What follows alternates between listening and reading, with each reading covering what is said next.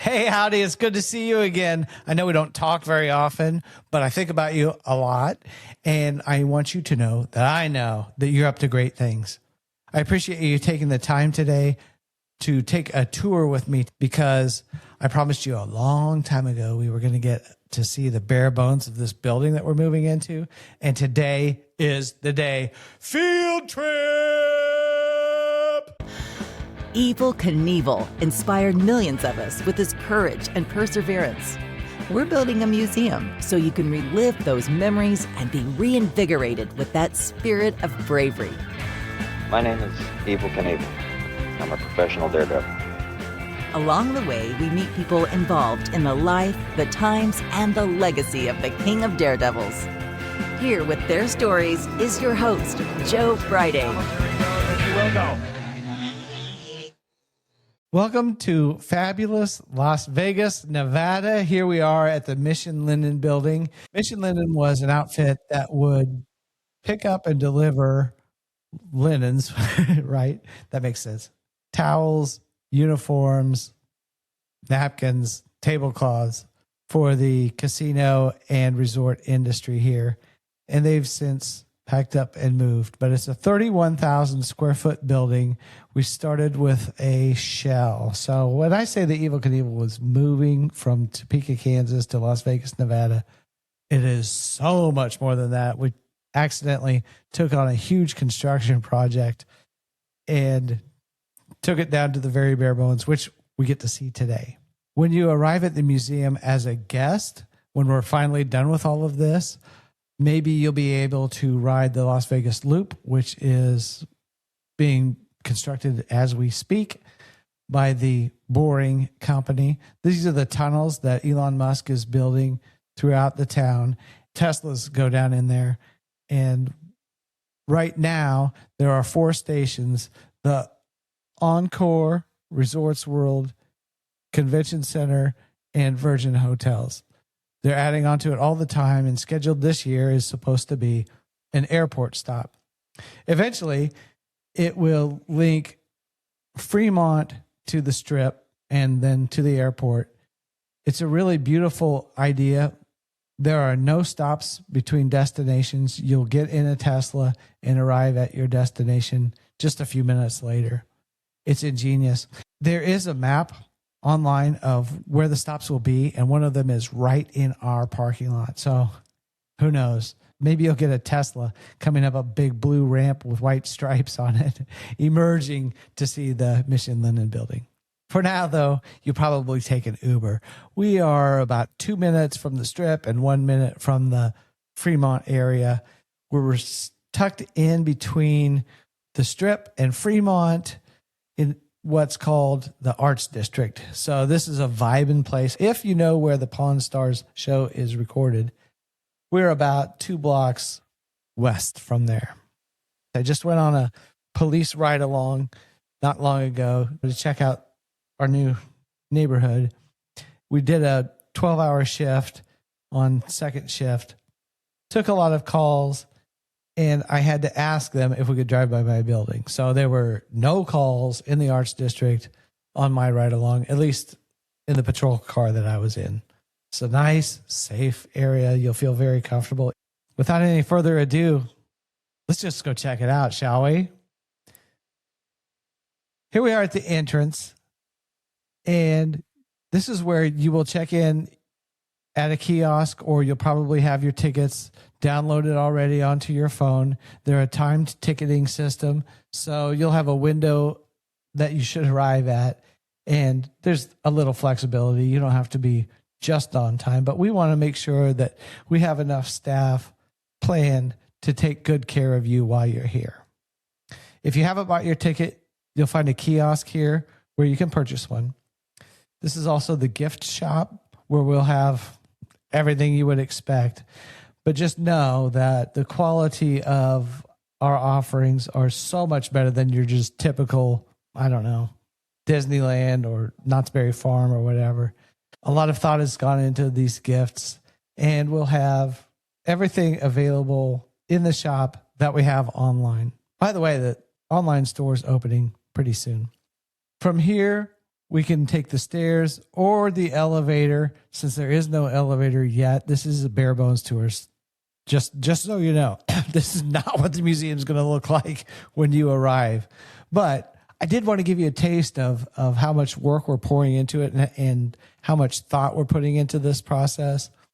There will be an elevator at the entrance, which will take you to the second floor. The whole process starts on the second floor. Today, since there's no elevator, we'll take the stairs.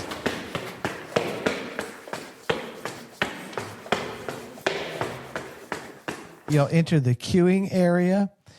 In this queue area, you'll get your first glimpse of these phenomenal designed panels that we've done, starting with the history of Baby Knievel, Bob Knievel, Evel Knievel, etc.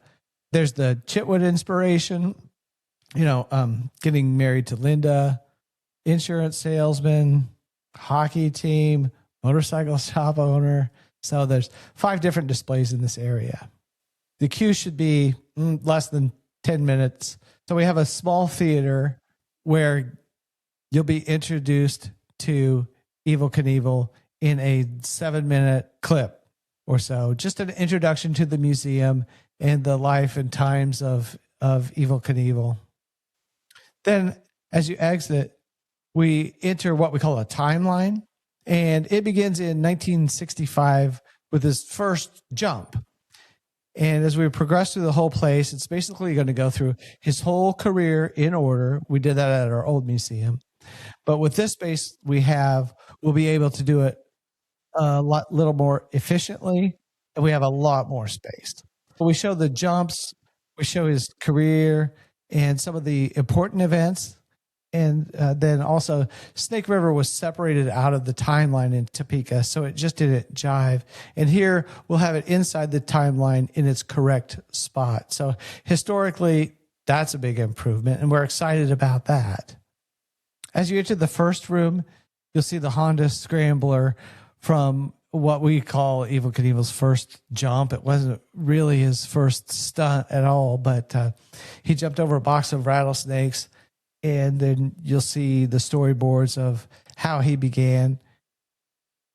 You'll see pictures of the Hollywood Daredevils and videos. We have many videos and directed speakers, and sort of tells the story of how that circus that he invented ended and he began his solo career.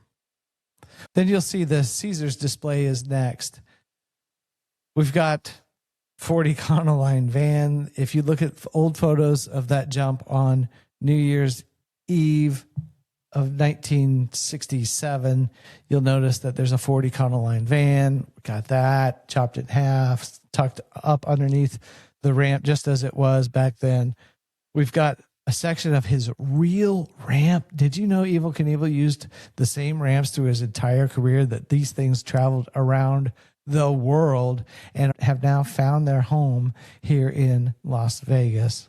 Of course, we'll have the Triumph motorcycle. We'll have the Caesars Palace leathers, his authentic helmet that he used that day. And that's a neat treasure to see, because if you look at all the scratches where it's been damaged, you can see the yellow underneath with the red, white, and blue on top of it. You'll continue on to his days at Ascot. You'll see the American Eagle, Carson City jump. What else? LA, Carlsbad. We've put together some display cases with his leathers so we can put a full-sized mannequin in there, and you can walk around those 360 degrees and look at that from the capes, the rabbit's feet, and the star-spangled stripes on his trousers. Now, on these display cases, we made those in our fabrication shop, and they are just beautiful. And it wasn't because there are no other display cases available. There are just no display cases available up to our standards. So we've been to a lot of other attractions around the world to look at other museums and see what they have to offer. So we use museum quality MDF boards and museum quality clear acrylic, or what you might call plexiglass. In the 1970s, Harley Davidson began to sponsor Evel Knievel, so he rode on an XR750. There will be panels showcasing jumps at Las Vegas and Dallas, Cincinnati, Union Grove, Providence. And then we'll have some pop culture items that are also featured, like the lunchbox and the toys, how those began in the early 70s, continuing on to Portland and Canada, Fremont, Tulsa. I don't need to list all of them, but the amount of detail in each of these panels is incredible. You can just walk through and look at pictures. You can walk through and just watch videos.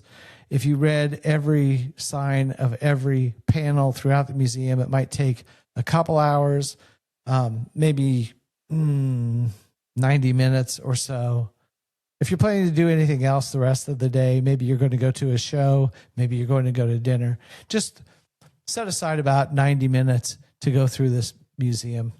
Around the corner is the Snake River Experience display. That is the real deal X2 homemade Wile E. Coyote rocket that Evel Knievel launched over Snake River Canyon and, spoiler alert, ended up at the bottom of a canyon. So we have that there, and it's surrounded by authentic gravel. I'm telling you, these curators went to great lengths to provide a real authentic experience for you, the guest. They collected rocks, dirt, tumbleweeds, and even Olympia beer cans, which were from the event. The event was just kind of abandoned, left behind for years and years. And Lathan and Mike went and gathered those items for your viewing enjoyment. Around the corner is Wembley Stadium with the XR750 and leathers and helmet there. That was a seminal point in Evel Knievel's career, as he was using to launch from a U.S.-centric star into an international star. He had booked 13 dates in Europe, starting in London, and here that is showcased. I won't tell you the whole story or what happened, but all we've got is Wembley. I'll leave it at that. Then he goes on to a world tour later. There's some Seattle jumps. Kings Island with that Harley Davidson motorcycle, which is absolutely gorgeous. There are some Robbie's leathers there. Then his last big star-studded jump, this last jump of any consequence, really, that was on national television, which was his shark jump. That was his jump in Chicago, where he jumped over a pool of live sharks in 1977, when even us boys out there on the plains were scared to get in a bathtub because of this Jaws phenomenon. And of course, the museum would not be complete if it weren't for a showcase of some of the licensed products, bicycles, toys, slot machines, a lot of other things, and some of his wardrobe from pop culture when he was on the Donnie and Marie show, some of his golf outfits and his hee-haw overalls. We have a AMF trike and many, many other artifacts. Our timeline ends basically at his baptism, which was shown live on The Hour of Power with Dr. Robert Schuller, live from Pasadena, California. That's it for the second floor, so we'll just stop here at this landing because we skipped the bathrooms and the janitor's closet, but you get the gist of it. There's going to be offices in the rear corner along with a podcast booth. Oh, speaking of podcast booth, I need to tell you about the space. They gave my daughter an internship there so she could get some experience in showbiz before working at an entertainment company in Las Vegas that manages residencies.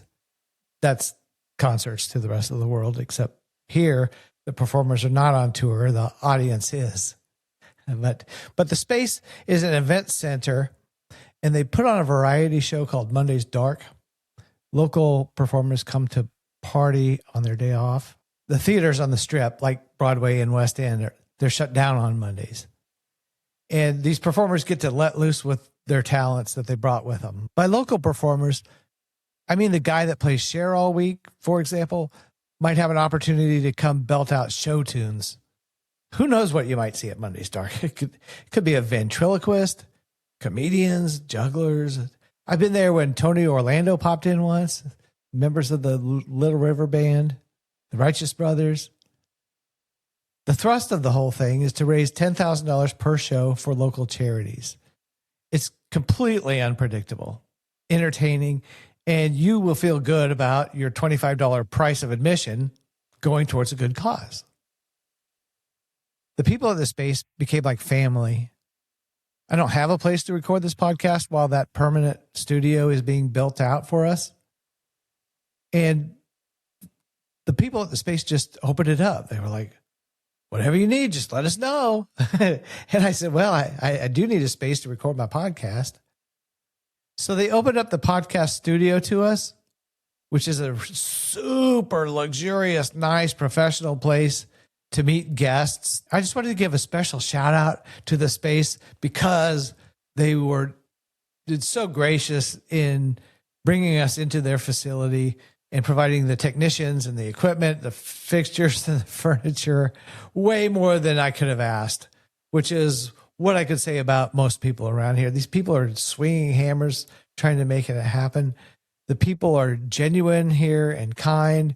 They really want to make this happen for the Arts District and the community at large. We plugged in right away with Mothership Coffee because, hey, it's a high priority for newcomers to find coffee. Well, color me lucky. The best roaster in town is moving to our building too. There are rumors of a restaurant activating next door. And I've been brainstorming with lodging partners, so you'll have a nice, comfortable place to stay when you get here. It's all been so exciting, and I just feel really blessed to have neighbors like this. Now let's head downstairs. As you exit the second floor, there's a catwalk that opens up into a grand ballroom. From the top of the stairs, you'll see Evel Knievel's ramp cover that we just recently obtained just last year. That is a canopy over the VR motorcycle jumps. We have VR motorcycles where you'll strap on virtual reality goggles and headphones. There are fans to blow this way when you're turning left, this way when you're right, and you are launched over 17 police cars. It's an amazing, it really gives you a feeling of how daring Evel Knievel was. That jump was done by Doug Danger, and we strapped GoPro cameras all over his helmet, stitched that all together so that you can freely move your head left and see the bank, and right and see the government buildings, forward and see this launch ramp, or down and see your lucky rabbit's foot. It's a blast. That's under a mezzanine. And then we have the stunt and crash car as featured in Marvel Comics and Viva Knievel, the movie from 1977. We've got, oh boy, lots of Cadillac. We've got the wheelie car, and the jewel in the crown is Big Red, a 1974 Mack truck that's been fully restored. He used this not only to haul his equipment in the very rear trailer, but also as a dressing room and sort of makeshift press room where he would grant interviews.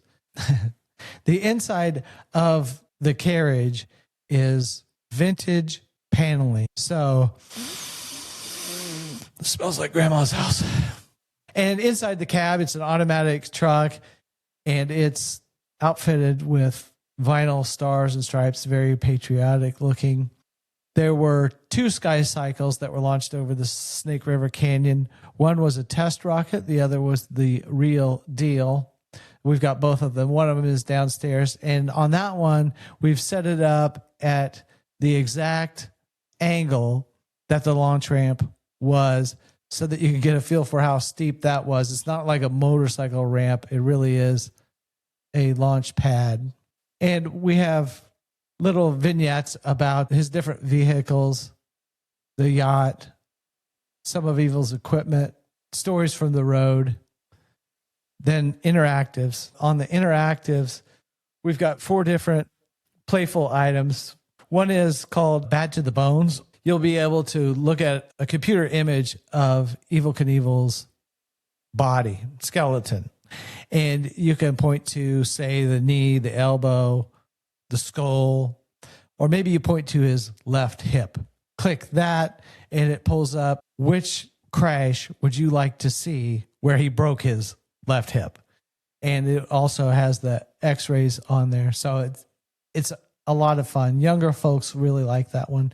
Also, the jump timeline. Many people spend a long time looking at that jump timeline. It's fun to see where Evel Knievel jumped, if he jumped in your hometown, which one was the nearest, what date that was, did you go? And then a jump simulator, which is like a video game where you control the angle of the jump, what you're jumping over, whether that's sharks, buses, cars, and what speed you go, and let her rip. So much fun. So much fun, you'll probably be thirsty. So we do have a snack bar there available for you where we will have, I can't say we'll have beer and whiskey because I don't have my liquor license yet, but someday we will. If you come early, if you come later, you'll enjoy some ice frosty beverages. But either way, we'll have something cool for you to drink on those hot days. A few tables for sitting around. And of course, the ultimate gift shop. We've been able to reuse a lot of things from the old museum, but we have added so much more. I can't even list how much more. If you have not been to the museum before, it's all new. If you have been before, it's probably half new.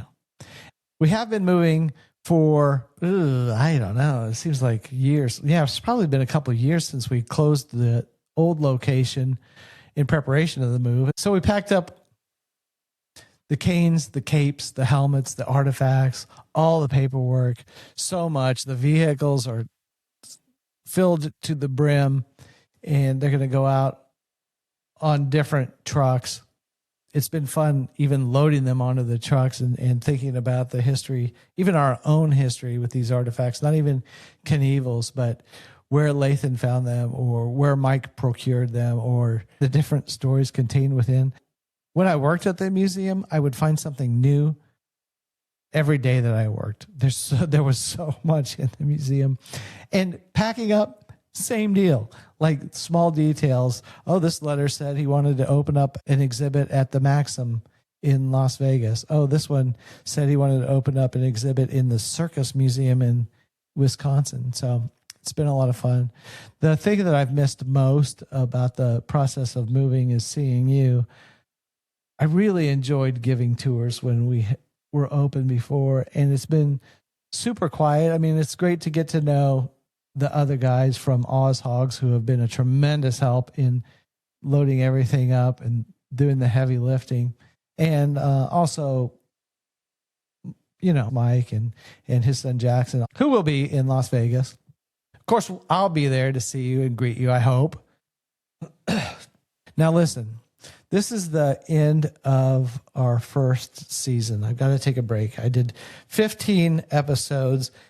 I'm sorry it took me so long to get you this bare bones tour. So I apologize for being so late with this, for taking so long to get to it. I know I promised you on the very first episode that we would give you construction updates. And, if intentions count at all, I had the best of them. I just got distracted once we started this show. We started with the Chiefs mascot and how he nearly died in a horrible stunt that he tried to do. And then we talked about Jay Sarno with a local historian, David G. Schwartz, who has an amazing book out there called Grandissimo. Pick it up if you haven't. Somewhere in the middle of the move, we got called away to Chicago to go pick up the motorcycle that cleared Caesar's palace fountains. So we'll have that in the museum. You can hear the whole story on previous episodes. We talked to Danny Coker of Count's Customs, Brandon Powers, who made Evil Pie and other cosmic creations, along with like starting the rave. Then I went down a rabbit hole about I'm telling you, I'm so easily distracted. Oh, squirrel. The Liberace collection. If you have time when you're in Las Vegas, go see the Liberace collection. And then Ryland Grant came out with a comic book, so we interviewed him about what that would look like, and John Katsilamidis about the business of attractions in Las Vegas. And now finally, your Bare Bones tour. But there it is, and that's the last of the Bare Bones tour. That is the first and the last of the Bare Bones tour that you will see, because I need to take a little time off and get some more interviews in the can and work on this construction. It is so much more than I had anticipated so many years ago when we started. Again, thank you so much for joining in, and I will see you in Las Vegas. All right. If you enjoyed this episode, please subscribe. It's our mission to preserve and present the legacy of Evel Knievel. So if you have an idea for an episode or a guest, or have a suggestion to improve our show, just drop us a line at joe@thrill.show. Like, I just think the Evel Knievel way. We leave you with the encouraging words from the book of Deuteronomy. Be strong and courageous. Do not be afraid or terrified, for the Lord your God goes with you. He will never leave you or forsake you. Until next time, happy landings.